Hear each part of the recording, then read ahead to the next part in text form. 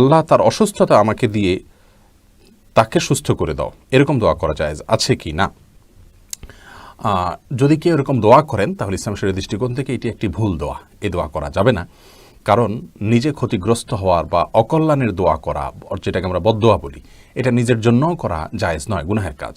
বুখারী মুসলিম একযোগে বর্ণনা করেছেন, নবী সাল্লাল্লাহু আলাইহি ওয়াসাল্লাম বলেছেন, ইয়া আইয়ুহান নাস লা তাতামান্নাউ লিকাল আদু, তোমরা শত্রুর মুখোমুখি হওয়ার আকাঙ্ক্ষা আল্লাহ তাআলার কাছে পেশ করো না। ওয়াসআলুল্লাহাল আফিয়াহ, এবং আল্লাহ তাআলার কাছে তোমরা আফিয়ত এবং শান্তি এটা সবসময় প্রার্থনা করবে, কামনা করবে।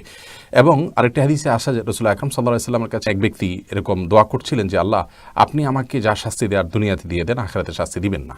আল্লাহ রাব্বুল আলামিন এর কাছে এই দোয়া করার পর নবী সাল্লাল্লাহু আলাইহি ওয়াসাল্লাম বলেছেন, তুমি এই দোয়া ভুল দোয়া করেছো, কারণ আল্লাহ তাআলা তোমাকে যদি দুনিয়াতে শাস্তি দেন তাহলে সেটি তুমি সহ্য করতে পারবে না।